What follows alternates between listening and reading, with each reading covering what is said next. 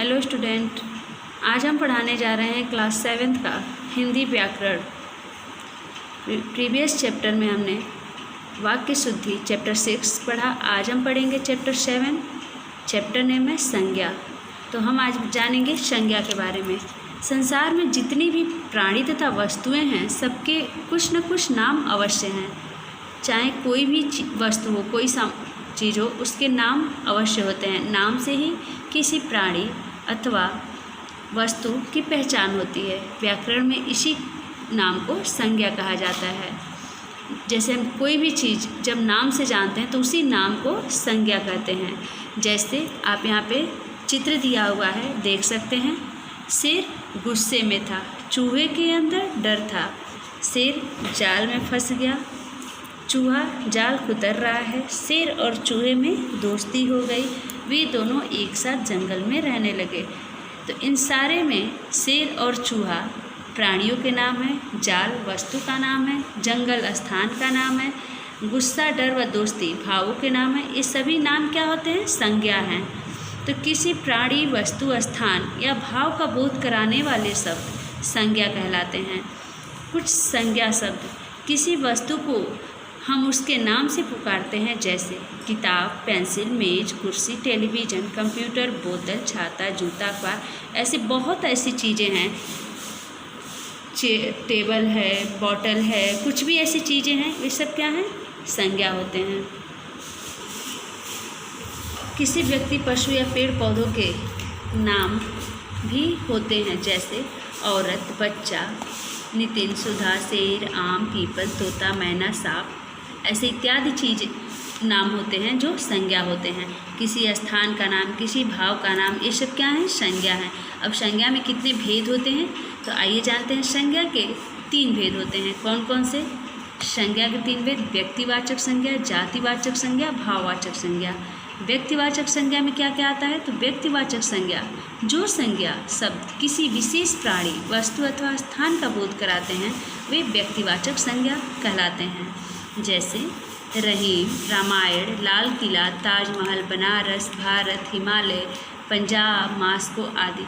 ये क्या कराते हैं? विशेष प्राणी या वस्तु के स्थान का बोध करा रहे हैं, तो ये व्यक्तिवाचक संज्ञा है। कुछ व्यक्तिवाचक संज्ञा शब्द व्यक्ति, स्थान, वस्तु, जैसे राम, कृष्ण, डॉक्टर अब्दुल कलाम, तुलसीदास, कबीर, मीरा आदि। स्थान जैसे चेन्नई, दिल्ली, कोलकाता, अमेरिका, जयपुर, उत्तर प्रदेश, लंदन आदि। वस्तु Quran, Bible, Gita, Maruti car, Lux साबुन आदि। अब हम आते हैं सेकंड पे, जातिवाचक संज्ञा पे। जिन संज्ञा शब्दों से किसी व्यक्ति, वस्तु या स्थान की संपूर्ण जाति का बोध होता है, वहाँ जातिवाचक संज्ञा शब्द कहलाते हैं। जैसे व्यक्ति, स्थान, वस्तु, तो मनुष्य, नेता, मंत्री, शिक्षक, छात्र, बालक, लड़का आदि। इसमें क्या होता है? जाति का बोध हो रहा है, तो यहाँ पे हमारा जातिवाचक संज्ञा हो जाता है। स्थान शहर, गांव, अस्पताल, विद्यालय, डाकघर आदि। वस्तु पुस्तक, कुर्सी, घड़ी, चाकू, साबुन, शहर, गांव आदि। ये सब क्या है? जातिवाचक संज्ञा है। अब हम आते हैं, कुछ विद्वान जातिवाचक संज्ञा के 2 भेद मानते हैं। कौन कौन से? द्रव्यवाचक संज्ञा, समूहवाचक संज्ञा। द्रव्यवाचक संज्ञा में जो संज्ञा शब्द किसी द्रव्य या पदार्थ का बोध कराएं, अर्थात जिस वस्तु को नापा या तोला जा सके, द्रव्यवाचक संज्ञा शब्द कहलाते हैं। जैसे घी, तेल, गेहूँ, चावल, प्लास्टिक, सोना, चांदी। ये क्या होते हैं? ये तौल सकते हैं, तो इसे हम द्रव्यवाचक संज्ञा कहते हैं। और समूहवाचक संज्ञा, जो संज्ञा शब्द किसी समुदाय या समूह का बोध कराते हैं, उसे हम समूहवाचक संज्ञा कहते हैं।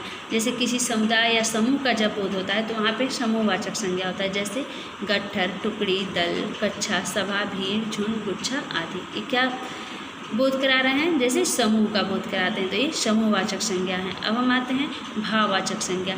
जिन संज्ञा शब्दों से किसी भाव, गुण, दशा का बोध होता है, वे भाववाचक संज्ञा शब्द कहलाते हैं। जैसे मिठास, कड़वाहट, आपा, मित्रता, शत्रुता, पशुता, सुंदरता, ये सब क्या होते हैं? भाववाचक संज्ञा होते हैं। भाववाचक संज्ञाएं बनाना। भाववाचक संज्ञाएं 4 प्रकार से बनाई जाती हैं। जातिवाचक संज्ञा सर्वनाम, विशेषण तथा क्रिया शब्दों से। तो जातिवाचक संज्ञाओं से भाववाचक संज्ञाएं बनाया जाता है। तो देखिए, प्रभु से प्रभुता, भक्त भक्ति, शिक्षक शिक्षा, डाकू डकैती, शिशु शिशुता, ऐसे बहुत सारे शब्द जातिवाचक संज्ञाओं से भाववाचक बनाए गए हैं। अब यहाँ पे सर्वनाम से भाववाचक संज्ञा बनाया गया है, जैसे अहम तो अहंकार हो गया, स्वत्व हो गया, निज निजत्व हो गया, अपना अपनापन हो गया, सर्व सर्वस्व हो गया। तो ये सर्वनाम से बनाए हुए भाववाचक संज्ञा हैं। अब आते हैं विशेषणों से भाववाचक संज्ञाएं बनाना। तो विशेषण से जैसे मधुर तो मधुरता, महान महानता, उदार उदारता, सुंदर सुंदरता, कायर कायरता, ऐसे ये विशेषण से भाववाचक संज्ञाएं होती हैं। अब हम आते हैं क्रियाओं से भाववाचक संज्ञाएं बनाना। घ है क्रियाओं से भाववाचक संज्ञाएं बनाना। तो क्रिया आप जानते हैं कि जो भी हम कार्य कर रहे होते हैं उसे क्रिया कहते हैं। तो इनसे भाववाचक संज्ञाएं बना है।